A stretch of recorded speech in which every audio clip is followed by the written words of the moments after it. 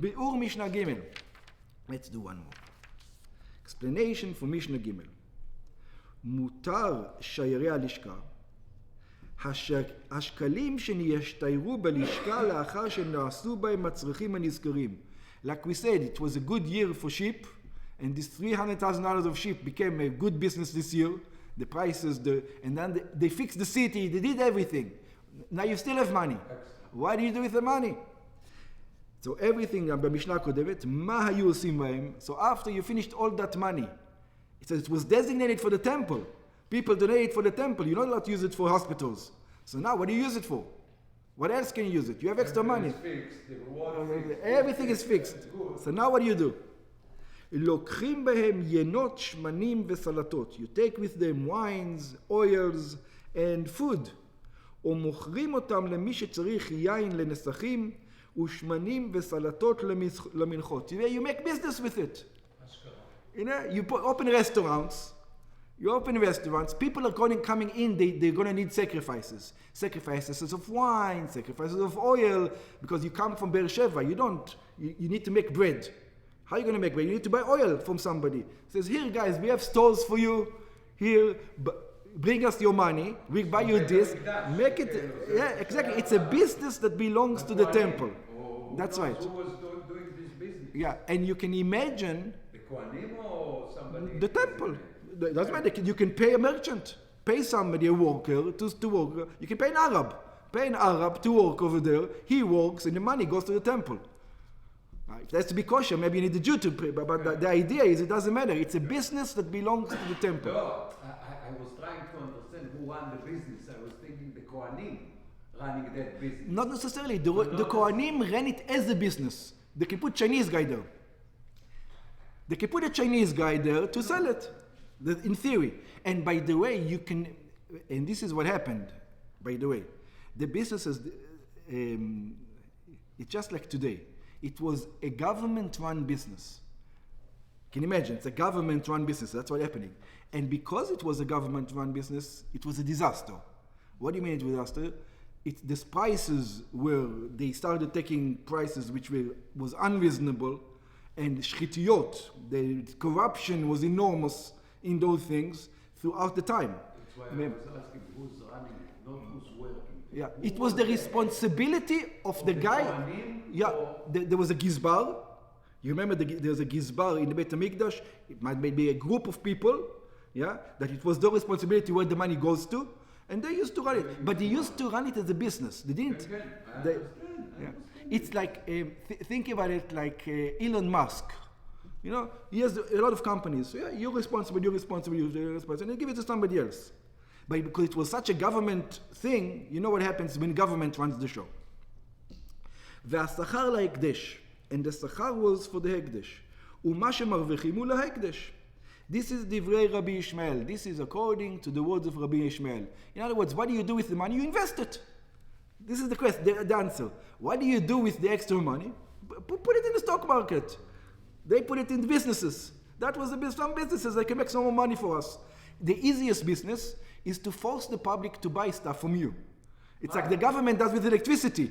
Over here, they did the same thing. Exactly the same thing. They had it with the sheep already. Yeah. The guy's not going to schlep the sheep. Exactly. So the same thing over here.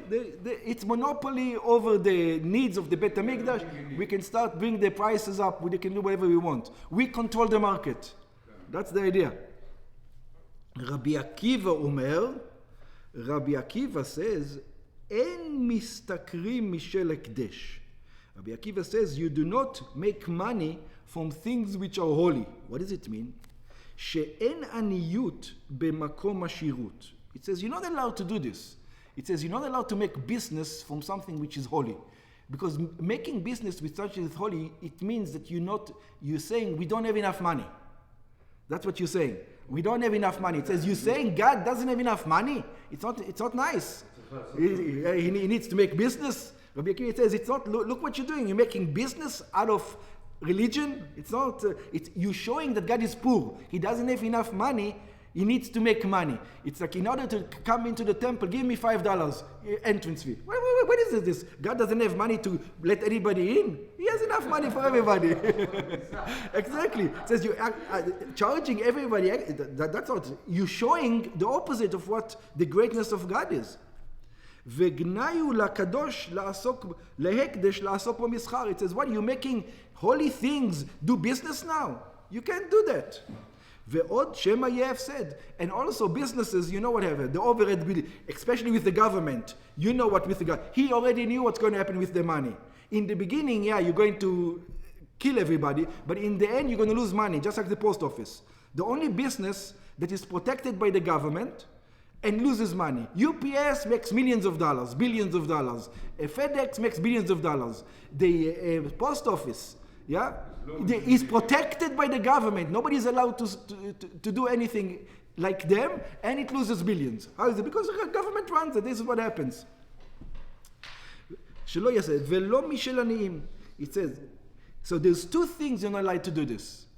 Who's right, Rabbi Akiva? No. Yeah? Rabbi Akiva is right.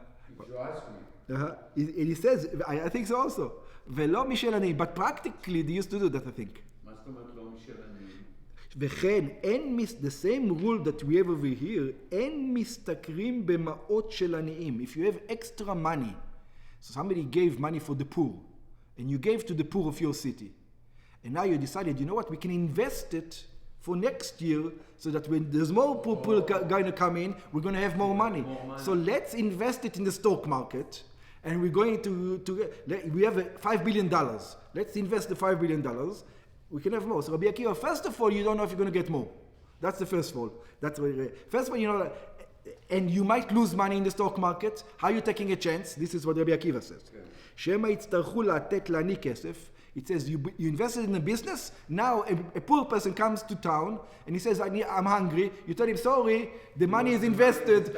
Yeah, the money is invested in the business. Or in any business that you build, you need to pay the overhead. He says, what do you mean? The money was for him and now you can feed him. You're not allowed to do that. מה עושים? שמא יצטרכו לתת לעני כסף ולא יהיה להם כסף בעין. It says they have the money invested but they don't have cash. They don't have the cash flow to give it to him. So they're not allowed to do it. והלכה כרבי עקיבא. And the law is like Rabbi Akiva, that you're not going to make businesses with other things. ברם לא פירש מה עושים במותר שרי הלשכה. But Rabbi Akiva left us stuck. Because Rabbi Akiva didn't tell us what to do with the rest of the money. So you've got billions and billions and billions of money. What do you do with it now? You got extra. What are you going to do with it? ויש סוברים, there are those who hold שהשקלים מונחים בלשכה, that it says you put it in the bank. What do you mean what do you do with it? It's silver, it's gold. It's not like a stock market. It keeps the value pretty good. You know, silver and gold. Yeah, exactly. You don't have to spend everything. She says, עד שיצטרכו שוב לדברים הבאים של הלשכה. It says, this year was good. Don't worry, in 5 years it's going to be bad. You're going to need that extra money. You will need the money. כמפורט במשנה הקודמת, ולדעת הרמב"ם, and according to the Rambam, דינם כדין מותר תרומת המשקע, המבואר במשנה הבאה. And according to the Rambam, we're going to see what you do with the rest, with the next Mishnah, which we're going to do tomorrow.